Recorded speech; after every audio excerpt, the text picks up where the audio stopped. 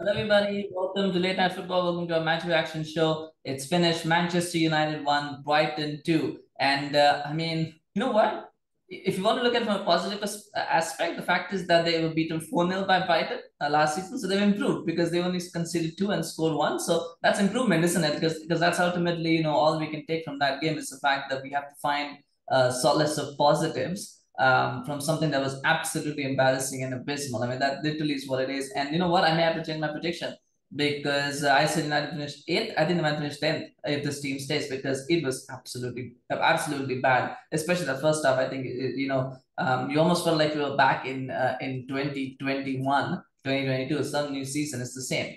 And there's so many things to talk about, and I want to talk about Brighton as well because I thought Brighton were brilliant in this game. The way Potter managed it, the way he tactically outsmarted Erik Ten Hag was something to behold. It was a joy to behold. And it's we'll do another show tomorrow. We actually go in depth into what happened and what went wrong in this game because I can't. If you try to go analyze everything, we're going to go 30-40 minutes today. But we'll do it tomorrow. But just to talk about the game itself. So the most important tactical thing was the fact that I think Danny Welbeck, if you watched how he played, he tried to engage the space. He didn't try to engage any of the four defenders.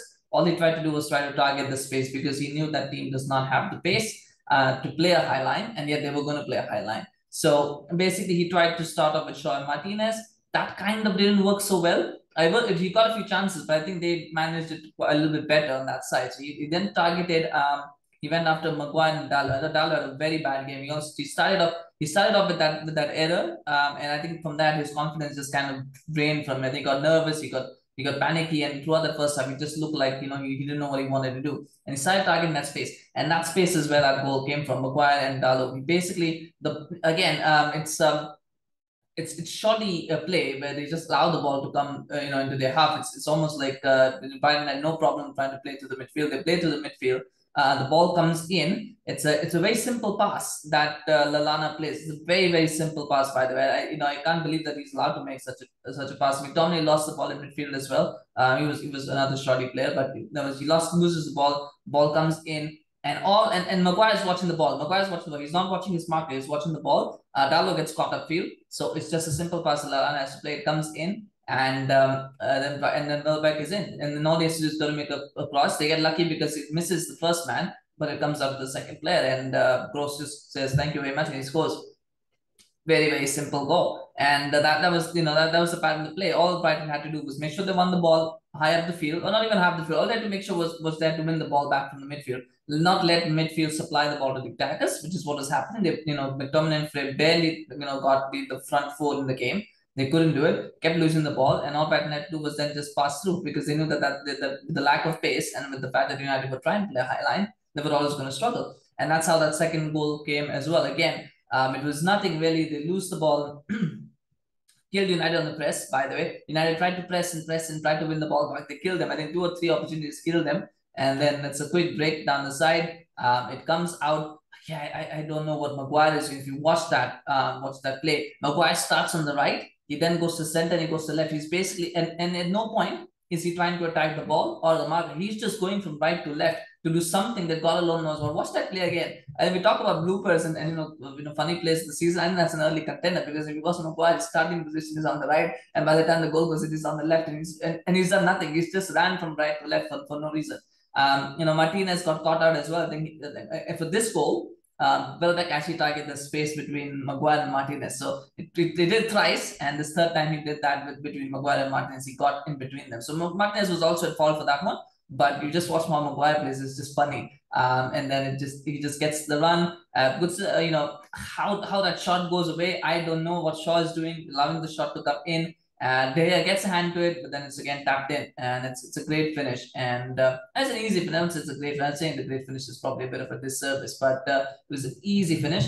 And with that, Brighton go 2-0 up, and you're just wondering what Manchester United are doing, what has changed from last season. Because again, if you look at that team that started the game, if Martial was fit, Eriksen probably would not have played. And then you've got basically just Lisandro Martinez would have been the only difference from the team that finished last season or started or finished last season to one that this season. I know Martial was unknown, but still. So there's literally no difference, and that is telling. Then the second half, I mean, let's start with the first half. Though. I mean, I thought McTominay was absolutely abysmal. I thought he was the worst player on the pitch. And I can see why he kept him on, even though he got a yellow card. I think I can see why he kept him on because he thought McTominay has a goal threat, which Fred does not. So he kept him on. But I think it was worse than Fred. Maguire was awful. And Lisandro Martinez is probably the best of the four defenders, but he wasn't that good either. He was okay. He wasn't bad. He wasn't good. He was okay. But the bar for the other three was so low that he was always going to cross it. So that just something there. But in the second half, they got better. And the reason why they got better was because they got Ronaldo. If anybody who talks about Ronaldo, they shouldn't be there, he shouldn't be, it's a distraction, whatever. When he came on, United looked instantly better. And the reason why they looked better was because when you have when you're trying to press high, a lot of people think that if you have a center forward, it means that you can't press high. That's actually false. When you have a center forward, you actually can press higher because what the center forward does is it forces the defenders to go back.